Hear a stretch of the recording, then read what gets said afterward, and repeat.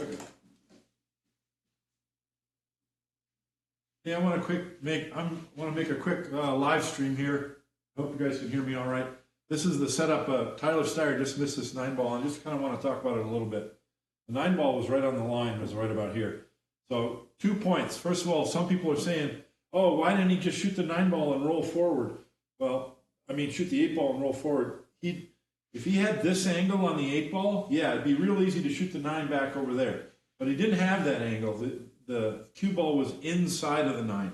So you'd have to shoot this and kind of stun forward a little bit like this, and it's just way too delicate. And the announcers were talking about it too. Jeremy Jones was saying, no, the right shot is to just draw back and accept this shot. He shot it the right way. Some of you might say, oh, why don't you hit it harder and get the cue ball to come out here? Well, the reason is those are tiny, tiny pockets, and you don't want to be punching a ball into that pocket. It'll rattle. So he hit it the right way. He stroked it smoothly. That 8-ball brushed the rail going in, but because he hit it smoothly, it accepted the ball. The result of that was that the cue ball drew back more smartly and ended up like right here. So this is what he's got to do.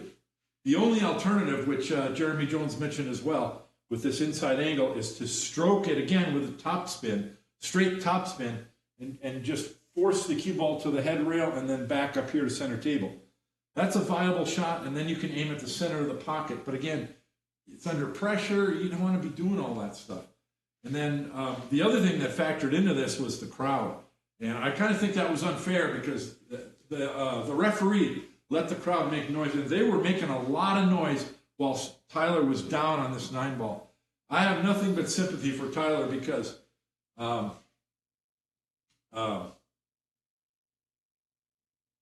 guarantee you set this 9-ball back up again and Tyler's going to make it 10 times in a row. So nothing but sympathy for him, but under the pressure of the situation alone, and then on top of that, the crowd, oh my God. The one thing I want to point out is this, is in my opinion, let me know what you think in the comment section. It may not have been this extreme. The 9-ball might have been here. I'm not sure. I'm not sure if I have the balls in the exact same position, but it was definitely a cut like this. So the goal here, all we're trying to do is not scratch. And Tyler used topspin to go to the bottom rail. And I just want to express, in my opinion, I could be wrong, I think that's the wrong choice.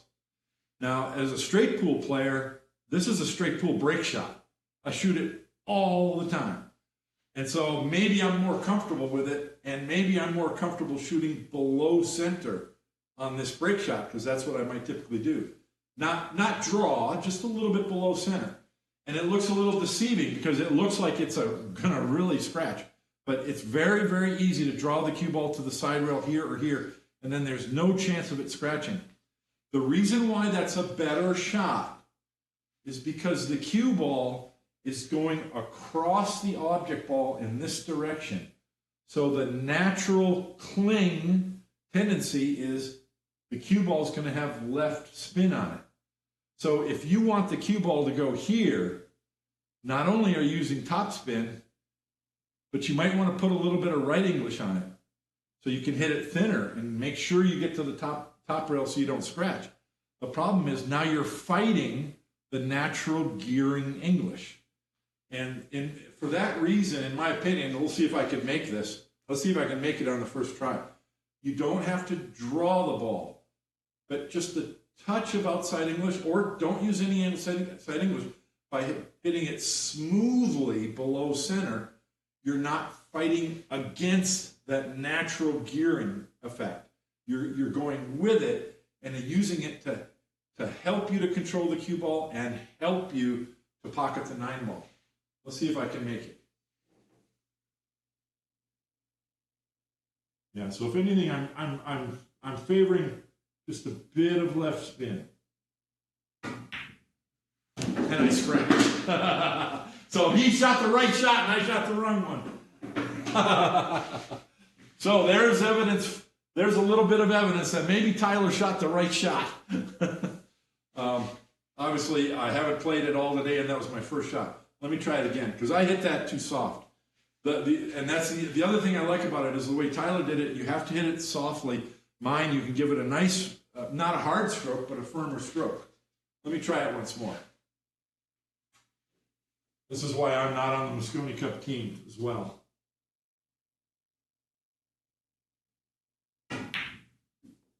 Okay. This is the other reason why I decided to do this on a live stream. Because BS walks. And so if I can't make this, then maybe I'm wrong. So I've shot it twice and I fouled it up both times, scratched and came way too close to scratching and missed. So I could be wrong, but I just think that gearing, I'm out of stroke. I haven't played today. If I don't make it this time, I'm definitely wrong.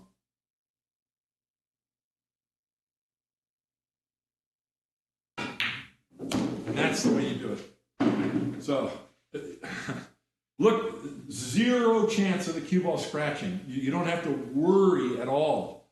Whereas even when you're using top inside, you can get a little nervous because you're trying to get that cue ball to the bottom rail.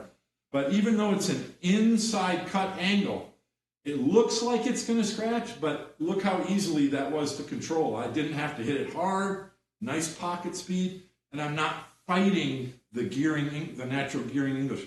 I'm using it to work with me. That's my opinion. I could be wrong because I missed it twice, but let me know what you think in the comments. I think he's supposed to shoot below center on that shot, and you have a higher chance of making it because you can give it a positive stroke and cut it cleanly to the pocket. The other point that I forgot to make was this. You've got to remember that when those guys go out under the lights, that TV table has like 6 lights overhead. That TV table is dry. It's hot and dry. And the practice tables that they're playing on aren't. So when you're shooting this shot with topspin on the practice table, you get more cling. Now you notice that Tyler, when he missed it, he overcut it. And that's because he didn't get the cling that he expected to get from the practice table. That TV table is dry and it's slidey and skiddy. And that's another reason to not use topspin. You're more likely to get a skid. So if you shoot this shot below center, you're way less likely to get a skid, and you're going to get a much better contact between the cue ball and the object ball, where you don't have to rely on any cling or adjust for any cling. You can just shoot it to the center of the pocket. So that's the second reason why I think below center is the right way to go. Let me know what you think in the comments. It's looking pretty bleak, but you never know. Let's see if we can get USA to win a couple more points. See you later. Bye. Oh, somebody commented something.